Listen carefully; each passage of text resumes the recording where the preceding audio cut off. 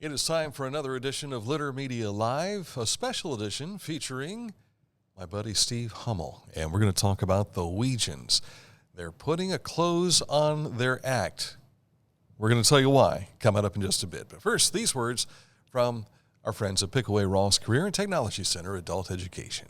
Find a career you love with Pickaway Ross Adult Education. Skilled trades careers are in high demand with no signs of slowing down. Pickaway Ross offers career training programs with expert instructors and hands-on learning tactics to create a variety of opportunities. Visit our website for more information.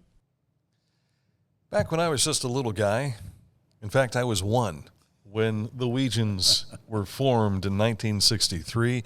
We have Steve Hummel with us, and you're about to have one of your final two performances here. Right. We're calling the one on the 11th of November our All-In Concert. And then we just have one more after that on the 2nd of December over at Lancaster at the Olivedale Senior Center. So that'll case the collars, fold the flag, so to speak, on the Wegians. Yeah. So for those of you that are looking for our Fairfield County special edition, this is kind of it today as well. So, well, two birds, one stone. All right. In that regard. The Wegians. Many people have seen you and heard you in what is now termed as what, Chapter 5? Chapter 6, actually. Chapter 6, yeah, okay. Yeah. So in recent years, the band has gotten back together, but you started as just a bunch of high school kids at CHS, right? Junior high, actually. Junior high? Yeah. Okay. From Mount Logan, you're right. Yeah, we were basically two groups of friends that got together back in those days, and I had two of the guys that lived across the street from each other over on Charles Street. I was on Clay Street. We had gone to Tiffin School. When we went to Mount Logan, we met up with some guys down there, lived on Columbia Avenue, and then another guy that was close by. So it's kind of how we got started, in the basement of Terry Woods' house over on Columbia Avenue. There were just bands everywhere at that time. There were, yeah, every street corner basically. Yeah. But we had a spot here in Chillicothe called the Sugar Shack. We did. And there was a house band there that seemed to set the standard. Oh, yeah, that was the Four Speeds. Everybody wanted to be like the Four Speeds. Yeah. Yep. So if they bought Silvertone Twin 12 amplifiers, that's what we had to buy, and all that kind of stuff. So, yeah, they were kind of the pace setter for this area, and of course, Keith Skaggs' dad owned the Sugar Shack out there, so they were the house band and played there a lot. We played there once or twice, I think, and I was allowed to play there in those days, but wasn't allowed to go there. Because you weren't 18? Right. Well, that was my parents' thing. Oh, gotcha. So, but that had to be pretty cool. It was way cool. I imagine you probably had girls all over the place, right? I'm not so sure about all that, but some of the guys did, I think. Now, there is something about being in the band, and we used to play down to the JC's Teen Center down in Waverly, and that was an awfully good place to go. Another one, huh? And, yeah, that was great. We've got a photo here we want to show of the original group, the Wegians. Explain who are in this original photo. Okay, sure. So as you look there, I'm in there kind of over on the left, and then give me a look at that to help out. Yeah. So I'm clear over there on the left. Coming from the left, the next guy kind of in the background there is Ken Newton. He played keys. Then Terry Woods was our bass player and lead singer. On the drums was Butch Easterday. He's the only one in the group that was older than the rest of us. The rest of us were all class of 1969 at CHS. Butch was 67. And then next to him is Rex Taylor, and on the far right, Roger Gray. Now, Ken Newton, we've got a history with Ken because of him following with us during our Cavalier basketball broadcast days. But to hear some of the stories about you guys having the band, it was just incredible to sit back and listen to the memories. It really was. One of the very special things that was really kind of tied to Ken is that we actually went on the road and played at Lebanon, Ohio, for a dance that they had down there, and Ken's family had some connection down there, and we, of course, none of us drove in those days, so our parents had to drive and take us down there and stuff, and my family had a station wagon, so we took a lot of the stuff in there, and I think we made $15 a piece. A piece? For playing in Lebanon. Now, That was what, 1960? I've been about probably 64 or 65 when we did that. Yeah. But of course, by the time I paid Dad $5 for gas, Which was a tank full back then. which was a tank full back then. Yeah, right. You are the last performing member of the original group, right? Yeah, for the last several years now. When we started playing again in 2011 for the Sugar Shack events and all that kind of stuff, Return to the Sugar Shack, Ken played then and Roger played then, and actually Rex and Terry came back from Texas to play for those events too. We only played 30 minutes that night, Dan, and it seemed like it was going to take forever to get that to come together, and we were scared to death to do it. And thanks to Dave Blosser's encouragement and Paul Pollard's and all that, we got through that. So when they had the second Sugar Shack, because that was a big success, 2,500 people came to that. Yeah. And so when they decided to do the second one, they asked us to play again, but 45 minutes.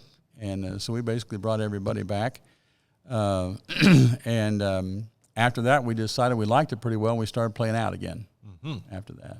Now, that was 11 years ago or thereabouts. Yeah, that was 2012 would have been the second one. Yeah. So, yeah. So when we look back at this, I remember promoting these on the radio, and I had no clue other than just the stories. Did you have any idea that it would lead to what would happen the next 10 years? Oh, no, not at all. It was supposed to be a one-and-done kind of a thing and all of that. And I think, as you know, as we shared a minute ago, the first thing we figured out when we started to practice for the first one in 2011 was that none of us could really sing much anymore. So we needed a little vocal help. And of course, Butch was not going to be able to play drums, so we had to get a drummer. And we wound up with two drummers at that time, Monty Queen and Dan Riggin. But we brought in Mike Tackett to play bass and Nikki Cutright to help sing. So that was the first time we'd had a gal in the group with us, but it worked out pretty well. Yeah. And so Nikki sang with us for that first time, and then when it came around time to do the second Sugar Shack in 2012, Nikki was pregnant, so she couldn't sing with us. And so we got Katie Large to come in and sing with us at that time and for several years. And then for the last several years now, we've had Melody Knowles singing. So that's been one of the evolutions of the group, was to have a good gal singer. So is it possible to say that Nikki is the only one that's ever been impacted the group as far as pregnancy is concerned? As far as I know. That we know about? That we know about. You, of course, have this concert coming up at Bishop Flaget. You've probably played there a number of times now. Yeah, a few times. November 11th. So for those of you watching this live, it's a week from this Saturday. The show's going to be entailing what? Well, as it turns out, there have been 21 different people that have taken the stage as a Wegian over the years. And 10 of them will be there to play. Yeah. And 11 of them will be there in total. So it's kind of a reunion of sorts. Mm-hmm. And we're going to start with the Chapter 1, which was the 60s, and Chapter 2, which was the first couple of Sugar Shacks. That group will play a set, and then we'll have the Chapters 3 and 4 group play together, and they'll have a set. And then the Chapters 5 and 6 folks will play together, and they'll have a set. And then we'll have a finale where everybody plays. Yeah. Hence the name All-In. Yeah. Right? Right. Everybody performing. Yeah, we're also going to have a little opening band. A couple of guys are going to spin off, and it's called the Parks Brothers Band. And they're going to open for us before the start. The doors open at 6 o'clock. Parks Brothers will start around 6:30, and the Wegians guys and gals will start at 7. Yeah. Now, you can search the Wegians on Eventbrite, and that'll take you to be able to get tickets there, but you'll also have tickets available at the door. We do. Yeah, the tickets are, general admission tickets are $10 at the door or at eventbrite.com. And then we also have some table seating available. Not very much. It's mostly sold. But we do still have some availability there. And call Randy Post to be able to get those as table seats. And that number is scrolling across the top of our screen here. Good. So, yeah. But your final event, when is this going to be? And you mentioned to me yesterday, this is a pretty cool place. Oh, yeah. We're going to be the 2nd of December over in Lancaster at the Olivedale Senior Center. It's a wonderful facility. It's great people. It's the dancingest bunch of people we've ever played for. An average age is probably 65, but they like our music. And I will tell you that We even played there on Ohio State, Michigan game night and still drew 100 people. So it's that kind of place. Wonderful facility. They have a nice little dinner before you start. They open their doors at 6, and they start lining up at 5 o'clock to get in there. It's amazing. But then it'll be putting everything away in mothballs. Yeah, that'll be it for at least the Wegians. Hopefully, most of us, if not all of us, will be doing something, after that. But it won't be called the Wegians, and I won't be the only old original guy in it. Speaking of the Wegians, where did the name come from? What does the name stand for? Yeah, that's probably the biggest number one question we get, of course. Why would you call yourself a crazy name like that? Well, when we started back in '63, we talked about a lot of different kind of names, and there were all different crazy names and groups coming out in those days. But we were looking for some name recognition, and in those days there was a real popular penny loafer made by the Bass Company called the Wegians. It was spelled Weejuns. Mm-hmm. And somebody thought that the name recognition of that would be good for us, so we just changed the spelling to Wegians, and it kind of stuck. That's great. Brand recognition right there. Yeah, did you all wear penny loafers at the time? Most of us did then, and I think Ken Newton's the only guy that has a current pair of them. But that doesn't surprise me. Yeah. Cordovan too. They had to be Cordovan color. That's what. Gotcha. They had to, yeah. Gotcha. Right. Yeah. Now, this was '63 when you formed the band. Then in '65, here comes this group from England. I think they call them the Beatles. What was it like for you to see that, and did it impact what the Wegians would become at all? Oh, I think so. In fact, the Beatles was probably the inspiration for most of the garage bands around, really. Elvis and some of that stuff earlier was an inspiration for some folks as well, of course. But the Beatles really was kind of the launch for the garage band era, I think. Yeah. And we, for a long time, we opened with a Beatles song, "The Money." Mm-hmm. That has been our opening song for years, and even today we still play a Beatles medley, and it starts with "Money," the song "Money," and all of that. So we have a lot of connection to the Beatles, of course. Yeah, it was. Well, you watch the Ed Sullivan Show, you see all those girls going crazy about the band guys. There's something to be thought about that. Precisely. Yeah. Now here we are, 60 years in. Do they still throw, panties and bras up on stage at you, anything like that? And if they do, I'm sure their sizes have changed a little bit. I don't recall that ever happening to us. Not at all. At least not for me. It may have happened to some of the other guys, but not for me. And Ken and Rex used to take a handful of guitar picks and throw it out there, and people would scramble after those and some things like that. But that's about the closest we got to that. Yeah. Well, and now you got to be careful because you could break a hip.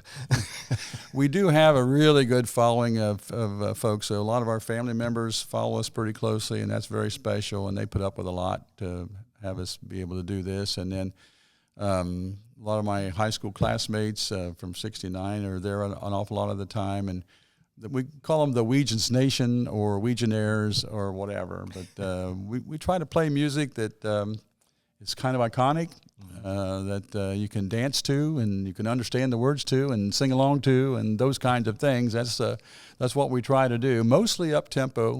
We do play a few slow songs that get people closer together and that kind of thing. Yeah. But mostly it's up tempo and all of that. Yeah. Doc, I got a fever. The fever is a Wegianaires disease. You got to watch out. When we are going to close the book on this chapter for you, December 2nd, what's going to go through your mind, do you think? Have you prepared tough for that? Yeah, don't get me talking about this too much. I know we got him a little emotional there just a little while ago. Yep. But I'm sure that's going to be a difficult time. Yeah, it's a very melancholy thing for me. Yeah.